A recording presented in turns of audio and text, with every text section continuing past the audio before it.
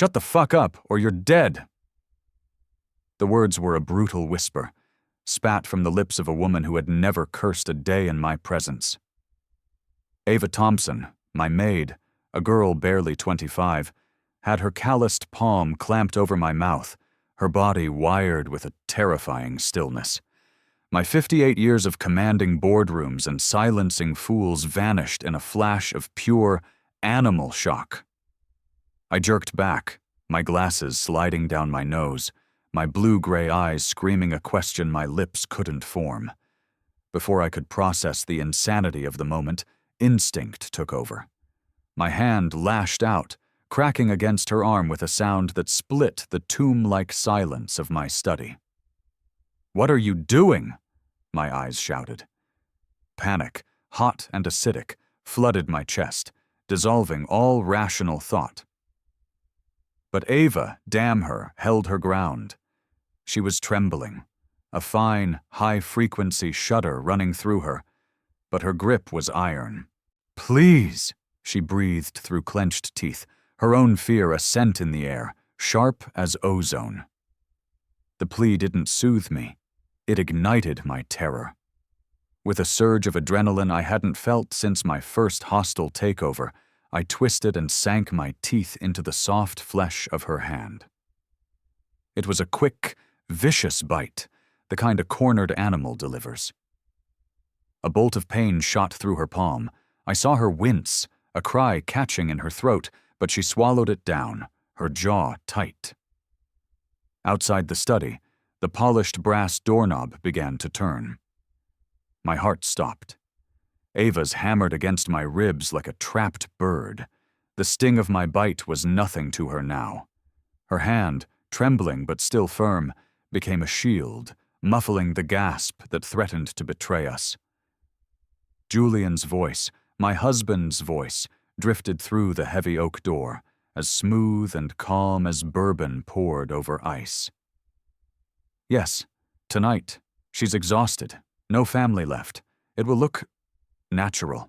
What is happening right now? Have you ever felt a moment of betrayal so sharp it stole the air from your lungs? Drop a comment below and tell me where you're watching from, because this story is about to drag you into the longest night of your life. And if you're already hooked, hit that like button and subscribe, because you won't want to miss a single second of what comes next. The tension in that room was a living thing. The black maid and the white employer, my primal fear crashing against her desperate, insane certainty. Outside, the New England storm that had been brewing all day finally broke, slamming sheets of rain against the century-old glass of Seacliff Manor. The footsteps in the hall moved on, slow, deliberate, sliding past the study. The handle eased back into place with a tired click. For one long, agonizing breath, the entire world seemed to freeze. Then, the sound of Julian's expensive leather shoes receded, fading down the long, shadowed hallway. Ava finally lowered her hand. I scrambled back, clutching the armrest of my leather chair, my body coiled like a spring. Her fingers flexed, the angry red crescent of my teeth marks already welling with blood. My voice, when I found it, was a blade. "Have you lost your goddamn mind?" She shook her head, pain and a terrifying urgency burning in her dark eyes. "No, ma'am. Please, just listen. You don't put your hands on me, ever." "I had to," she whispered, her voice raw. "If you had called his name, he would have known we were in here. He would have walked in, and you would have been—" Her words faltered, but her meaning was clear. You would have been dead. I stared at her, my mind reeling, the storm rattling the shutters like an angry ghost. From the back stairwell, Shadow, my German shepherd, let out a single sharp bark, a sound that made both of us flinch. My eyes dropped to Ava's hand. A thin line of blood slid from the wound, dripping onto the pristine white of her apron. I recoiled, my lip curling in disgust. I pushed my chair back an inch, as if her blood itself was a contaminant in my polished world.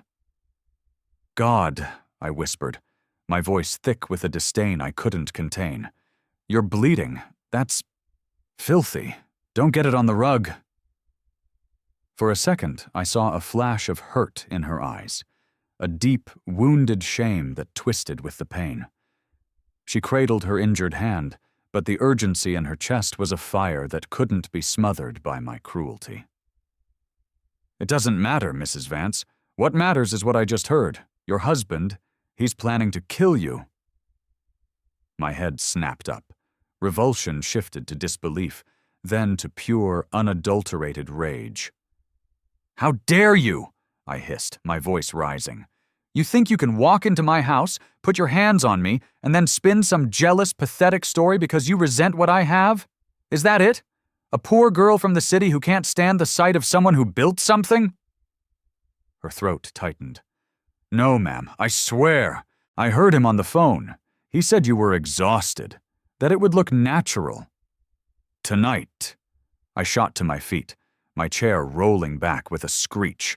Stop it. Stop this nonsense at once. I will not be insulted in my own home by your wild, vicious lies. You don't understand the first thing about my marriage, about me.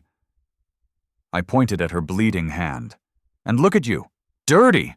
You bring your filth into my study and then think you can poison my mind with words? No. Ava blinked hard, fighting back tears, but she stood her ground. Her shoulders were squared, though I could see her heart shaking right through her thin uniform. Ma'am, please, I wouldn't lie about this. You have to believe me. You are in danger. I folded my arms, my chin high, fury and denial etching lines into my face. Danger? The only danger in this house tonight, Ava Thompson, is you. I don't know what you're after, but it ends now. If you keep this up, I'll have you dismissed before morning.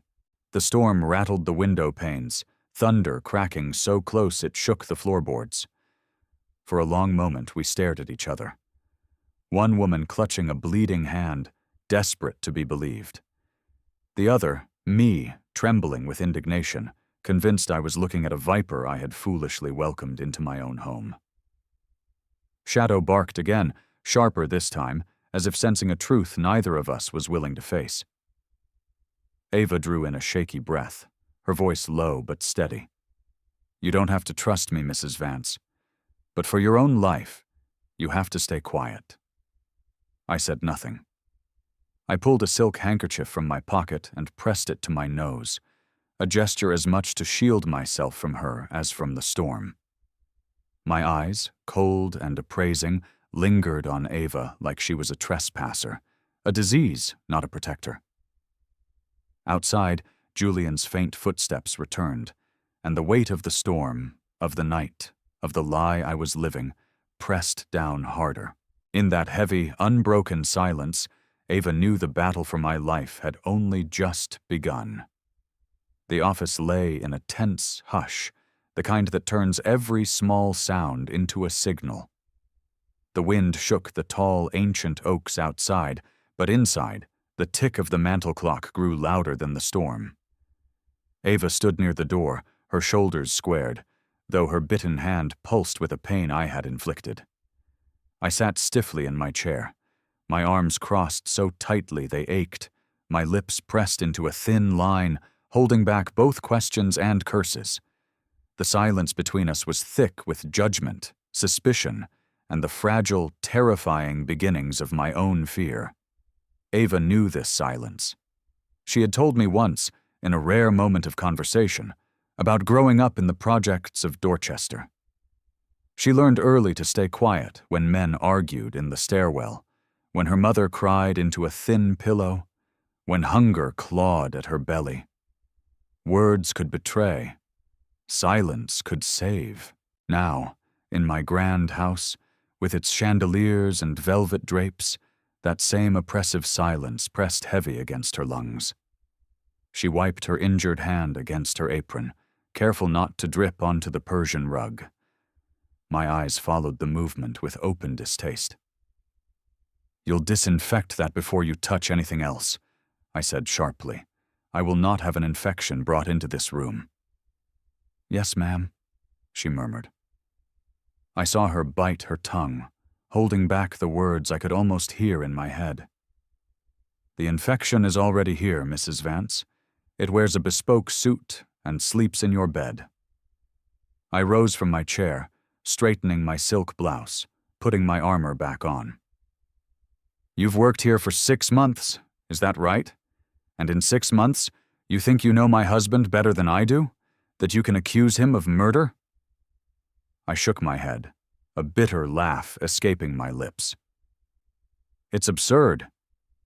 Ava drew in a breath.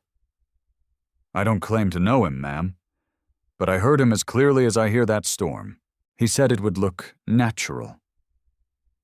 That tonight was the night. The words landed like stones. I turned toward the window, unwilling to meet her gaze.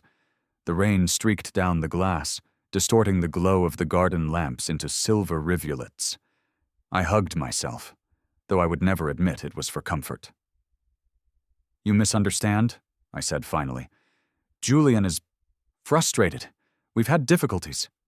But he would never— The last word caught in my throat. Ava stepped closer, her voice softer now. I don't need him to be a monster in every way, ma'am.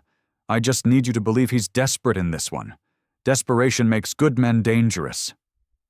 I spun back, my eyes flashing. And what do you know of desperation?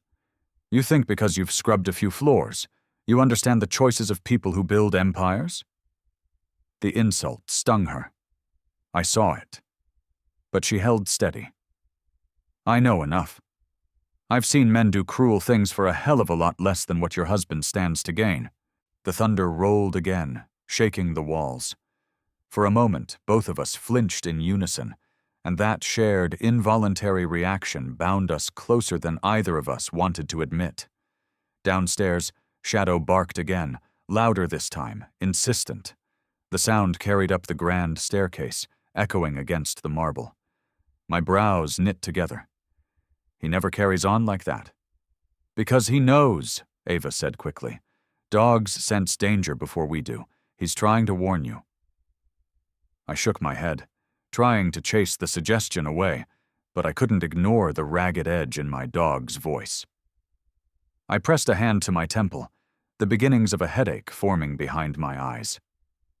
God help me, you're turning me into a paranoid old woman. A sound from the hall cut her off, a faint creak of floorboards. Someone was moving again. Both of us stiffened. I instinctively took a step closer to Ava, then caught myself and retreated, ashamed of the impulse. She pressed a finger to her lips, motioning for silence. Her bitten hand throbbed as she moved toward the door, her ear tilted to the wood. A man's humming filtered through, the lazy, tuneless hum Julian always made after a drink. A tune without melody, only arrogance. The sound chilled my blood. He's outside, Ava whispered. My breath caught. I looked toward the window as if calculating an escape, but the storm outside made flight impossible. What do we do? The question tumbled out before I could stop it, stripped of all my usual authority. The shift in tone was not lost on Ava. For the first time, I had asked her for guidance. She straightened, her voice calm but quiet. We wait. We keep this door locked, and we stay silent. My jaw tightened, pride wrestling with the primal urge for survival. I opened my mouth to argue, but the sound of Julian's footsteps passing by the door silenced me. The office fell still again. After a long minute, Ava pulled back from the door, her shoulders easing slightly. He's gone down the hall, she said. But he'll be back. He's circling. My legs felt weak, and I lowered myself back into the chair. I pressed my fingers to my temples, whispering, "This can't be real." Ava crouched near me, careful to keep a respectful distance, her voice low and steady. I wish it wasn't, but pretending won't change it.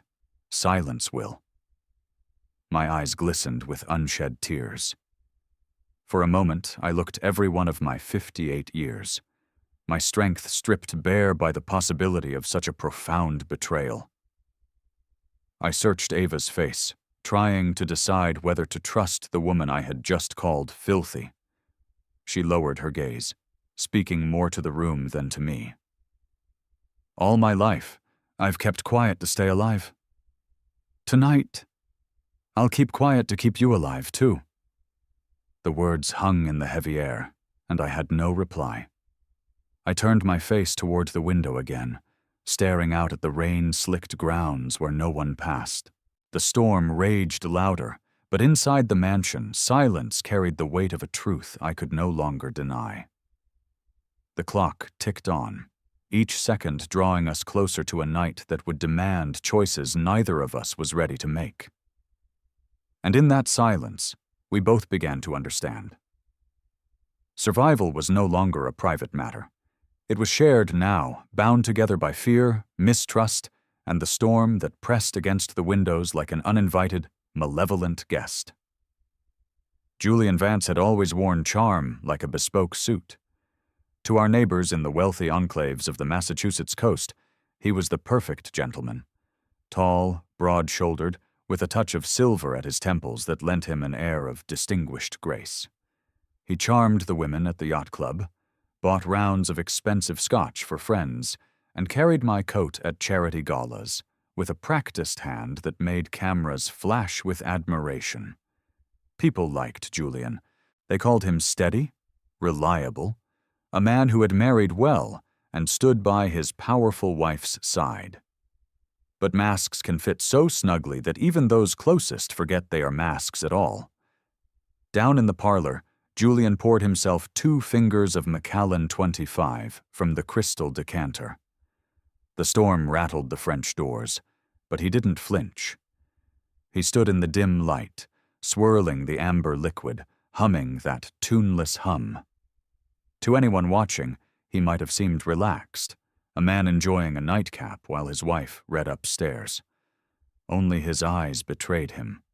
Hard, restless, shifting toward the ceiling as though measuring the distance between him and the empire he had nearly claimed. Upstairs, Ava crouched by the office door, straining to hear. She knew his rhythms now, the pour of scotch, the deliberate steps, the creak of the leather armchair where he settled. She hated that she could map his habits as easily as she mapped the kitchen she scrubbed each morning. People thought wealth made lives mysterious, but it didn't. It only polished routines until they gleamed like a freshly waxed floor. I sat at my desk, my hands clenched so tightly my knuckles were white. I had stopped snapping at Ava, but my distrust still simmered, now curdled with a terrifying new ingredient: doubt in my own judgment. "He sounds calm," I whispered bitterly. "Not at all the murderer you describe." Ava kept her voice low. "That's how he wants to sound, ma'am. Men like him don't show the knife until it's already pressed against your ribs." I shivered. I hated the image, and hated even more that some dark, neglected part of me recognized its truth. I thought of all the nights Julian had come home smelling faintly of whiskey and ambition, smiling as though he carried the weight of my company instead of feeding from its profits. I had always brushed away my doubts, reminding myself that appearances mattered. Now, those same appearances clung to me like cobwebs. Julian drained his glass and set it down with a decisive clink. He rose and paced slowly across the parlor, his polished shoes echoing against the hardwood. He paused near the grand piano, touching the keys idly, producing a single discordant note that carried up the stairwell like a warning. Then he laughed quietly, a sound that never reached his eyes. Ava caught her breath. I did too. Our eyes met, and for the first time, I didn't look at my maid with contempt. I looked at her as another human being caught in the same storm. Fear, it turned out, was the great equalizer. "I don't understand," I whispered, my voice shaking. "Why now, after all these years?" Ava leaned closer, her words heavy with a conviction that chilled me. "Because he thinks you're alone. No children, no close family, no one to question it. He thinks all the pieces are finally in his favor. I bit my lip. The truth of it was a shard of glass in my throat. I thought of my empire, the tech firm I built from nothing in a world of men, the board meetings where my word was law. I had survived competitors, critics, and journalists eager to twist my failures into headlines. But here, in my own home, I faced the one enemy I had never prepared for, the traitor in my bed. The footsteps shifted again. Julian was climbing the stairs. Each creak of the old wood echoed like a clock counting down. I rose, panic flashing across my face. "He's coming!" I hissed. Ava placed a hand gently on my arm. "Stay calm, stay silent. Let me speak if he finds us." I recoiled instinctively but didn't shake her off. I swallowed, nodding reluctantly. My pride screamed at me, but my survival instinct whispered louder. Julian's steps grew louder, closer. He paused halfway up, as if listening. Then, almost casually, he called out, "Eleanor? Are you still awake, darling?" His tone was warm, concerned, dripping with the honeyed drawl he used when he wanted something. My mouth opened, instinct pulling me to answer. Ava squeezed my arm sharply, shaking her head. "Don't." There was silence again, thick and oppressive. Julian lingered for a long moment, then continued. Up.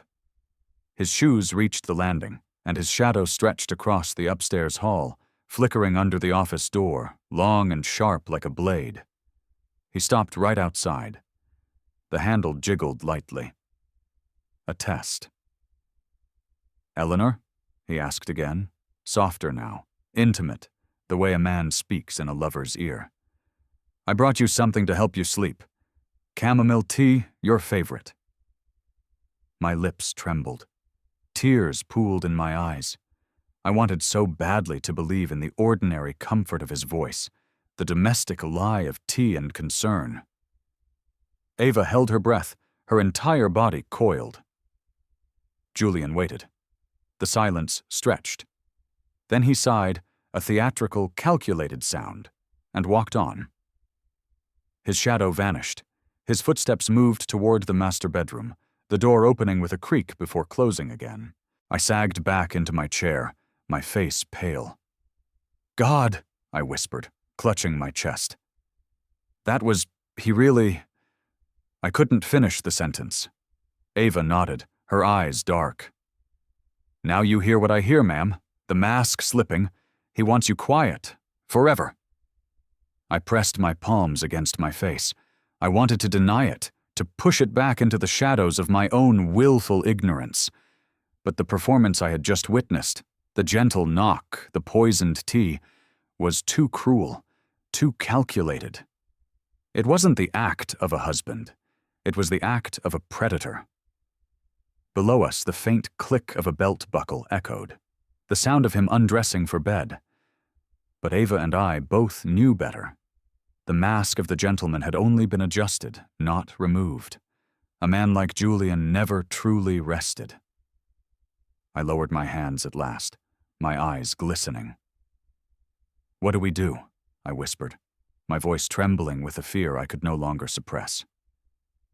Ava's answer was steady, though her own stomach was churning.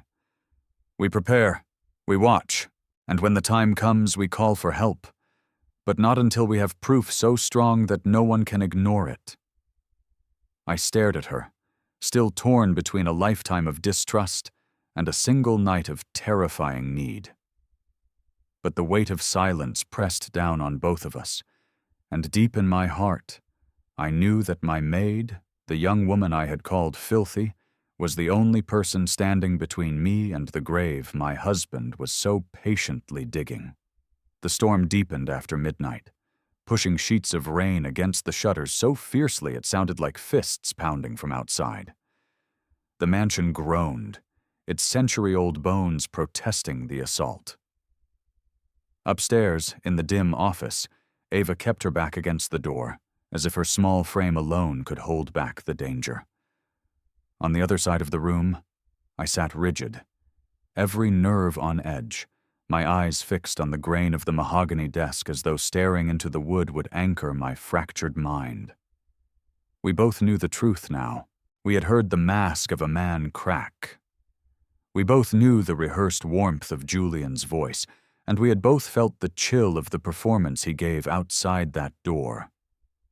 A husband offering tea in the dead of night should have sounded tender. It had sounded like a trap.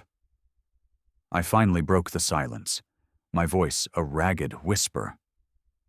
I don't understand. Why tonight? Why now? Ava drew a slow breath. Because storms are cover, ma'am. Nobody comes around in weather like this. If the lights go out, if something happens to you, it's blamed on exhaustion. A fall down the stairs. People will accept it. My head snapped up, my eyes wide with horror. You think he'd make it look like an accident? Yes. Her voice was steady, though her heart was pounding. That's how men like him survive. They make the world believe what it already expects. I leaned back, pressing my hands over my face. For decades, I had commanded boardrooms, but none of that prepared me for the sickening possibility that the man I had let closest was plotting my end. I lowered my hands slowly, my eyes wet. I gave him everything. Ava felt a surge of pity but swallowed it. Pity wouldn't save us. That's why he thinks he can take everything, she said. He believes you'll never fight back. No, I glared at her, pride flashing like lightning. You speak as if you know me, girl. You don't. Ava held her ground. I know what I heard, and I know fear when I see it. My lips parted to retort, but the sharp, frantic bark of Shadow from downstairs froze us both. His claws scrabbled against the tile, followed by a low, rumbling growl. Ava's eyes widened. Something's wrong. She pressed her ear to the door. At first, only the storm answered. Then came the faint clink of glass. Julian pouring another drink. Or maybe not. I rose to my feet, wringing my hands. I can't sit here waiting like a prisoner. You must, Ava urged. That's what he expects. To draw you out. But I shook my head, defiance warring with terror. If I let him drive me to fear, he's already won. I won't live that way. Ava stepped in front of me, blocking my path to the door. Please, I know you don't trust me. You think I'm beneath you, but if you open that door tonight, you may never close it again. I stared at her, torn between fury and dread. At last, I sank back into my chair with a frustrated cry, my composure shattering. I muttered under my breath, God help me, I'm listening to the Maid. Ava ignored the sting. Another sound drifted up, the faint creak of the back staircase, the one servants used. Ava stiffened. Julian rarely used that stair. It led directly to the kitchen and the side entrance, convenient for slipping out unseen. Her pulse quickened.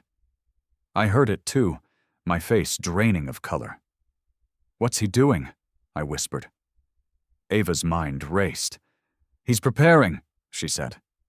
The thought chilled me to the core. All my society friends, the gala photographs, the power couple facade, none of it would matter if I ended up in the morgue. My lips trembled. No one will believe you, I said hollowly. Not against him. Ava crouched beside me, her voice fierce. Then we gather proof. Words aren't enough. We need something he can't deny. Her eyes landed on my phone, charging on the desk. Slowly, she picked it up, her fingers swiping to open the recording app. The glowing red button felt like a lifeline in the dark. She looked me in the eye. We make him speak his truth, and we capture it. Have you ever been in a situation where you had to trust someone you completely misjudged? It's a terrifying, humbling feeling.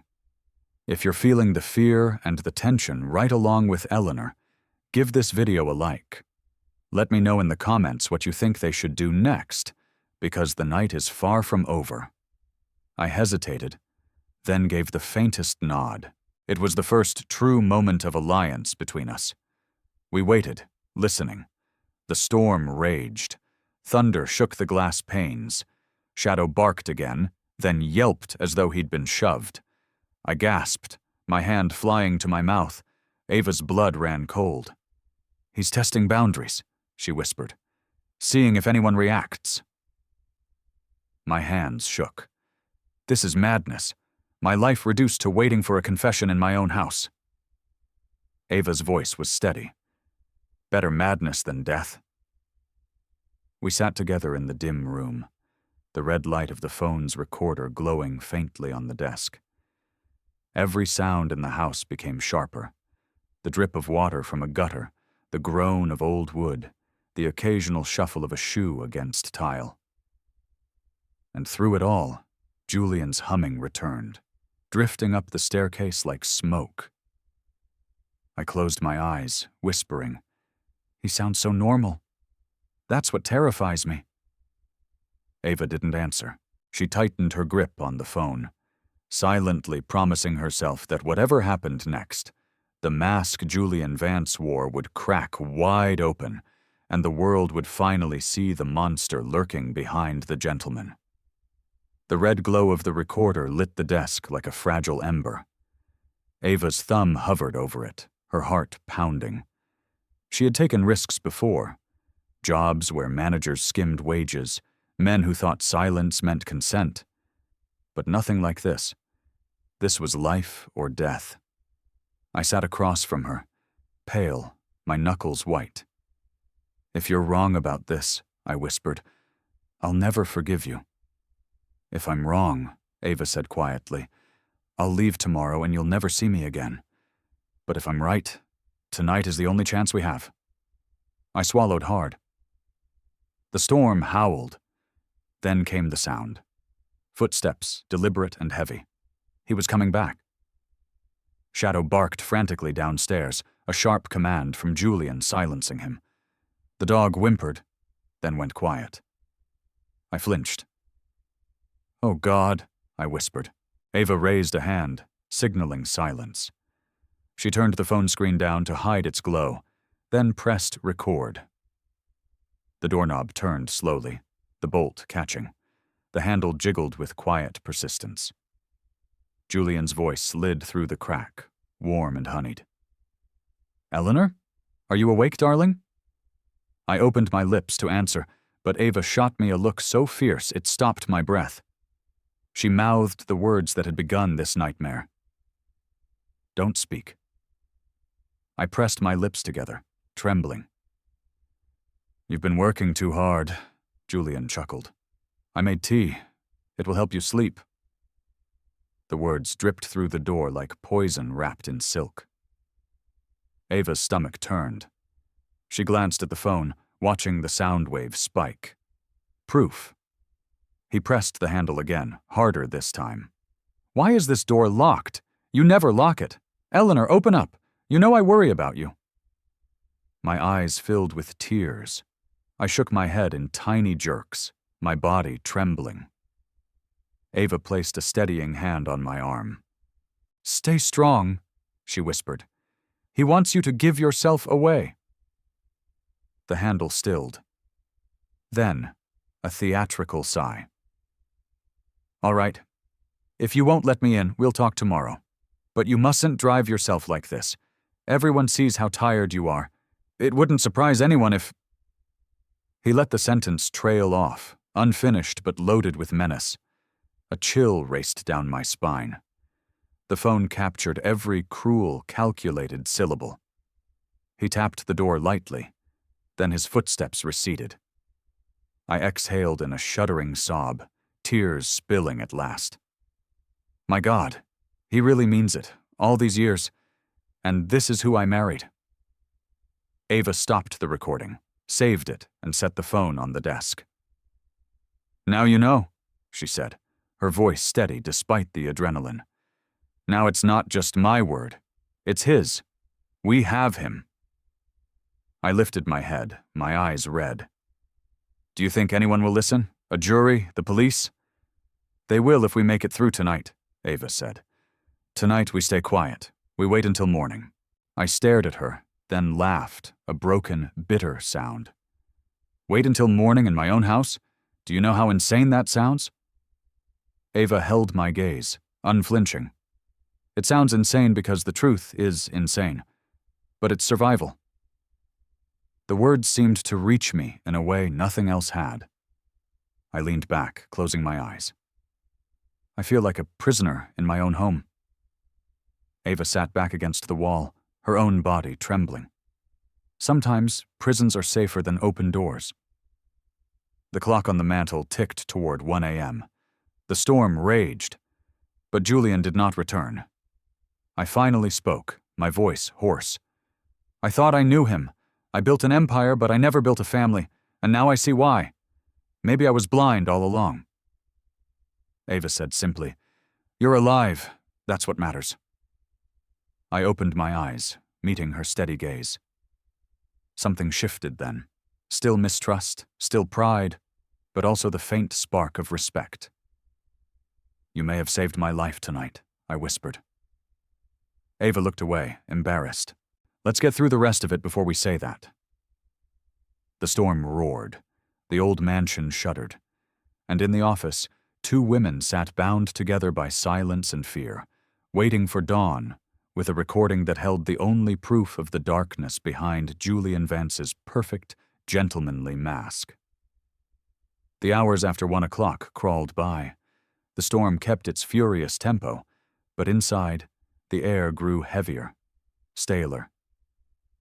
I had moved to the window, staring out at the garden lamp that flickered against the rain. My silk blouse clung damp to my arms. Fear made me sweat, though I tried to disguise it with poise. "Do you know how this looks, Ava?" I finally said, my voice brittle. "A maid spinning tales, a hysterical dog, a storm, and a frightened employer who let herself be carried away by shadows." Ava bristled. "You heard him yourself, ma'am. You heard what he said at that door." I turned, my eyes sharp but unsteady. Words can be twisted. Maybe he meant exhaustion as in stress. Maybe the tea really was chamomile. You push me to believe the worst, but maybe the worst is in your imagination. Ava rose to her feet. "Then why did he come with tea after midnight?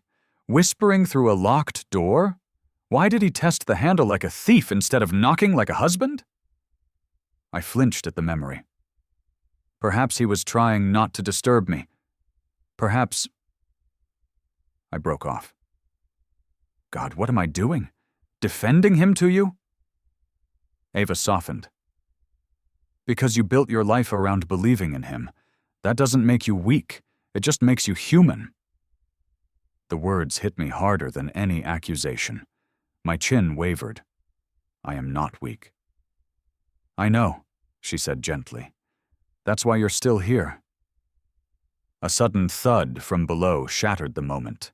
It wasn't a creak. It was a deliberate crash, like glass shattering. Shadow barked furiously. Another crash, louder, followed by Julian's voice, sharp and commanding. "Quiet, damn it!" Then silence, broken only by the dog's whimper. I staggered back. "He's hurting Shadow," I whispered, my voice breaking.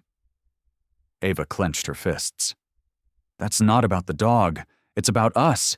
He's trying to rattle you, to make you open the door." My eyes brimmed with tears. No, he wouldn't. He loves that dog."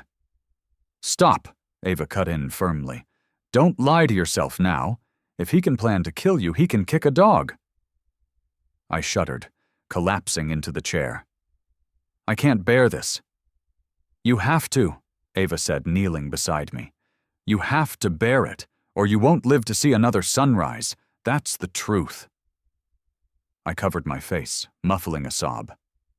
For decades, I had carried myself like marble, flawless and cold. Now the cracks were showing. The house fell quiet again, the quiet of a predator waiting. I lowered my hands at last, my voice steadier. You keep telling me to trust you. But tell me, Ava, why are you doing this? Why risk yourself for me? You could walk out, leave me to my fate, and no one would blame you. Ava met my gaze, because silence has already stolen too much from me. My mother died in silence, in a home a lot like this one, believing the man who hurt her would change. I won't stand by and let silence take you too. I stared, stunned. The storm boomed, but inside the room there was a different thunder, a collision of two lives from opposite worlds. Finally, I whispered, "If I survive this, I'll owe you more than I can pay." She shook her head. "Don't think about owing me. Think about staying alive." A new sound reached us, one that made my blood run cold. From the hall came the faintest scrape, like metal against wood. Julian was back at the door, trying to pick the lock. Ava pressed a finger to her lips. I froze, eyes wide. The scraping grew louder. Julian's voice came soft, almost tender. "Eleanor, unlock the door. Please, don't make this harder than it has to be." My hand flew to my mouth to stifle a cry. Ava reached for the phone, her thumb steady on the recorder. The storm outside raged, but it was nothing compared to the storm now pressing against the office door. And in that moment, I finally understood. Doubt would no longer save me. Only silence, and the truth it carried could. The sound of metal scraping against the lock was a physical violation. I clutched the arms of my chair, my breath caught like a bird in a cage. Ava pressed her back harder against the door, her body a small, defiant barrier. "Eleanor," Julian's voice slithered through the crack. "Don't make this harder. Everyone sees how tired you are. Let me in. Let me help you." Ava locked her eyes on me. I was trembling violently. "I can't," I mouthed. "You can," she whispered back, barely moving her lips. "You have to." She pressed the phone tighter to her chest, recording everything. The scraping stopped. A moment of silence, worse than the noise. The silence of recalculation. My father used to say, "The scariest man in a fight isn't the one who shouts, it's the one who smiles." Julian was smiling somewhere in the dark. I could feel it. Thunder rolled, and a flash of lightning plunged the office into stark black and white. Then, a new sound. Footsteps retreating. A brief, fragile relief, but Ava knew better. Hunters withdraw not to surrender, but to circle. A moment later, Shadow barked once, a sharp warning note before yelping again. Then silence. My composure cracked. I shot to my feet, pacing. "He's going to kill the dog. He'll kill him just to punish me." Ava stood, catching my arms. "Listen to me. That's what he wants. He wants you frantic. If you run down those stairs, he wins. Shadow wouldn't want that." I jerked away, eyes blazing. "You don't get to tell me what my dog wants!" But the anger was a thin mask, and it cracked almost immediately. I sank back into the chair, covering my face. This is madness. Another boom of thunder rattled the chandelier. The lights flickered, then died, plunging the office into total darkness. I gasped. The power was out. Ava fumbled for the heavy flashlight I kept in a drawer, clicking it on. Shadows leapt and twisted. My face appeared hollow in the pale glow, my eyes wide and wet. Somewhere below, a door slammed. Julian was moving with more force now. The performance was ending. "What if he breaks in?" I whispered. Ava steadied the flashlight, her voice calm. "Then he'll have to go through me first." I almost laughed, but it came out as a sob. "You're half his size.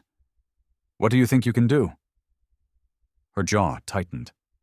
"What I've always done. Endure, outsmart, survive." The words settled in the room, stronger than the storm. Then, faintly, the sound of his humming drifted up the stairs. That tuneless, smug hum. It seeped under the door, wrapping around our nerves. He was letting us know he hadn't gone far. He was circling. "He's toying with us," I whispered. "Yes," Ava replied, "which means he hasn't decided how to strike yet. That gives us time." I closed my eyes, tears leaking through. "I don't know if I can keep this up all night." Ava set the flashlight on the desk and pulled her chair closer, lowering herself beside me. "You can," she said softly, "because you're stronger than you think, and because you're not alone." I looked at her sharply, but something in her voice made me pause. For the first time that night, I didn't recoil from her nearness. I simply nodded, small and hesitant. We sat together, shoulder to shoulder, though our worlds had never touched before this night. And in the hallway, Julian Vance hummed his tuneless song, waiting for the silence to break. The storm was still pounding the coast when the first flicker of blue and red pierced the sheeting rain. It flashed against the curtains, faint but unmistakable. I lurched to my feet.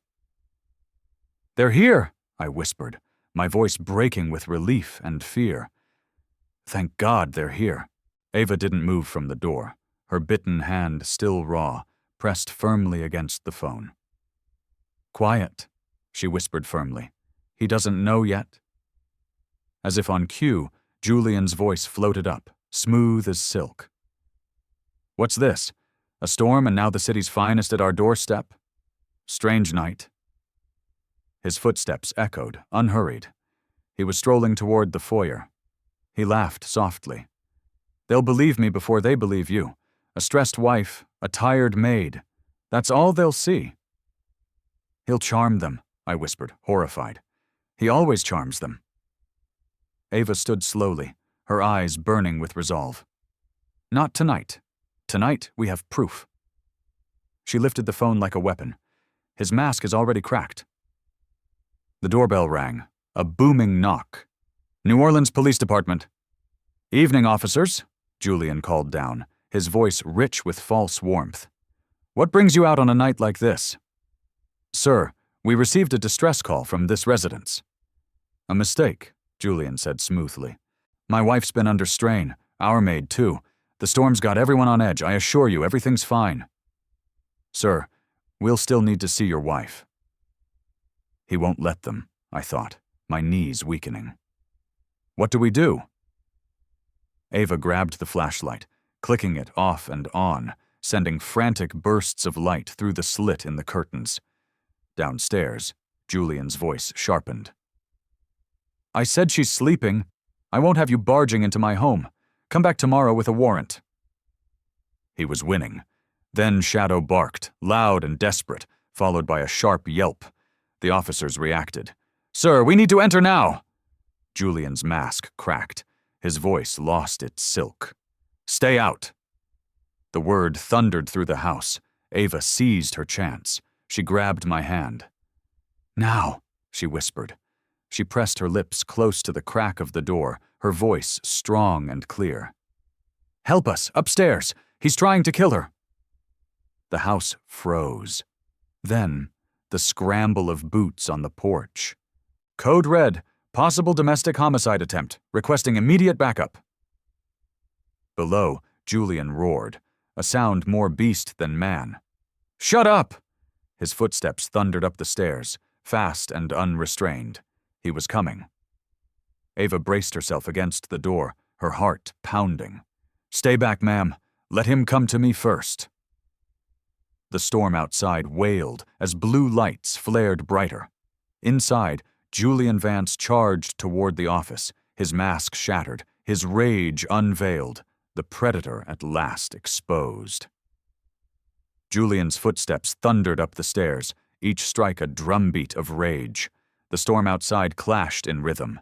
Ava planted herself at the door, her palms flat against the wood. Below, officers shouted, "Sir! Step away from the stairs!" But Julian didn't stop. "Eleanor, open this damn door before I tear it down!" The knob rattled violently. Ava leaned her full weight into the wood.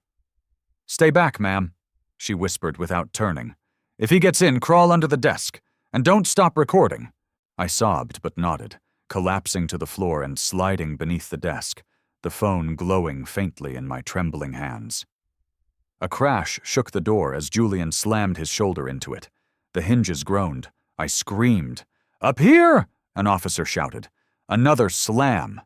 The door cracked, splinters snapping loose. Ava braced, knowing the next hit might break it open. "Mr. Vance, step away from the door. Hands where we can see them." For the first time, Julian hesitated. "She's hysterical," he bellowed. "She doesn't know what she's saying." Ava shouted back, her voice raw. "We have recordings. We have proof. He said he would kill her." A beat of silence. Then an officer's voice, steel sharp.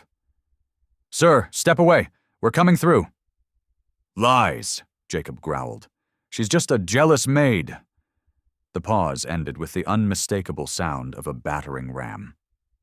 "Breach it," an officer ordered. The next second exploded. The door shuddered, then burst inward, knocking Ava to the floor. Rain-slicked uniforms surged into the hall, flashlights slicing through the dark. "Hands up, get on the ground!" Julian froze, his face a mask of fury and disbelief. "This is my house.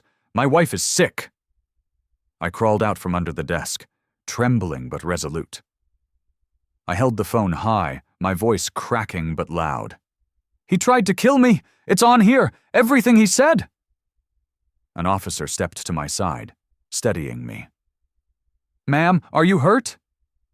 I shook my head, thrusting the phone at them. "Take it. It has his voice, his plan, proof." Julian lunged. "That's mine. She's delusional." A beam of light pinned him. "Step back.